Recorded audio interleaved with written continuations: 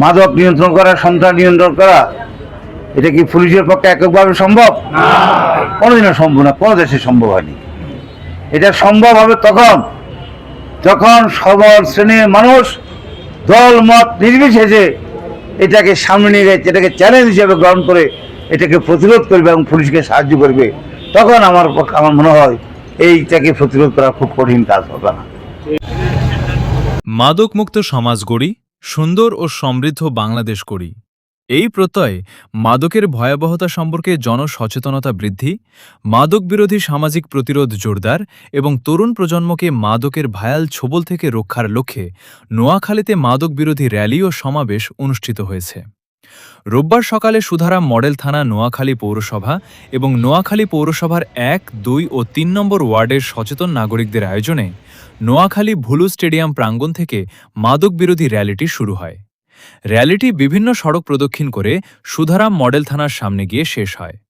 পরে সুধারাম মডেল থানার সামনে অনুষ্ঠিত সমাবেশে মাদকের বহুমাত্রিক ক্ষতিকর প্রভাব, মাদক নির্মূলে সামাজিক প্রতিরোধ এবং যুব সমাজকে মাদকের ভয়াবহতা থেকে রক্ষায় পরিবার, সমাজ ও আইনশৃঙ্খলা রক্ষাকারী বাহিনীর সমন্বিত ভূমিকার ওপর গুরুত্বারোপ করা হয়।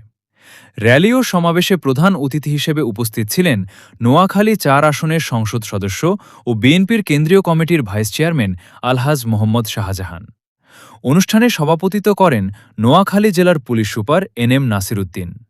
সমাবেশে বক্তারা বলেন, মাদক শুধু একজন ব্যক্তিকে নয়, একটি পরিবার, সমাজ ও রাষ্ট্রের ভবিষ্যৎকে ক্ষতিগ্রস্ত করে।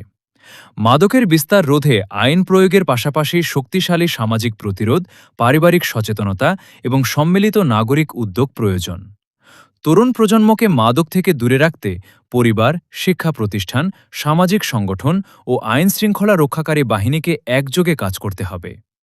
এ সময় উপস্থিত ছিলেন নোয়াখালী সদর উপজেলার সহকারী কমিশনার ভূমি ও এক্সিকিউটিভ ম্যাজিস্ট্রেট শাহনেওয়াজ তানভীর, অতিরিক্ত পুলিশ সুপার সদর সার্কেল মোহাম্মদ লিয়াকত আকবর, সুধারাম মডেল থানার ভারপ্রাপ্ত কর্মকর্তা মোহাম্মদ নজরুল ইসলাম, সেকেন্ড অফিসার মুকিব হাসান, মাদকদ্রব্য নিয়ন্ত্রণ অধিদপ্তরের উপপরিদর্শক মোহাম্মদ হাবিবুর রহমান, জেলা কৃষক দলের সভাপতি ভিপি ফজলে এলাহি পলাশ, সদর উপজেলা যুবদলের আহ্বায়ক আব্দুর রহিম রিজভী, জেলা শহীদ বুলু স্টেডিয়ামের সদস্য সচিব মোহাম্মদ জাহাঙ্গীর আলম, পৌর বিএনপির সাবেক সাধারণ সম্পাদক জাফরুল্লাহ রাসেল, জেলা ছাত্রদলের আহ্বায়ক NBS রাসেল ও নোয়াখালী সরকারি কলেজ ছাত্রদলের সাধারণ সম্পাদক সাফরাতুল ইসলাম নাবিল সহ বিভিন্ন শ্রেণীপেশার সচেতন নাগরিকগণ।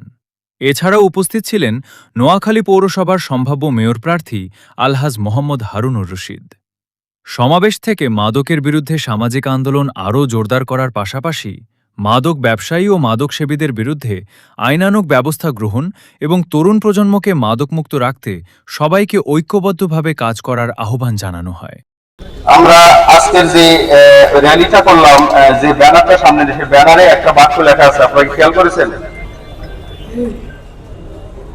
কি লেখা আছে? মাদকমুক্ত সমাজ গড়ি, সুন্দর সমৃদ্ধ বাংলাদেশ গড়ি। যে এটাই একটি কেবল স্লোগান না, এটা আমাদের ভবিষ্যৎ রক্ষার অঙ্গীকার। যারা এই মাদকের সাথে জড়িত, তারা তাদের কি রাজনৈতিক পরিচয়, তাদের কি দলীয় পরিচয়, তারা কে কার আত্মীয়, কে কার স্বজন, আজকে থেকে আমাদেরকে শপথ নিতে হবে। এই বিবেচনা আমাদের কাছে বড় হবে না।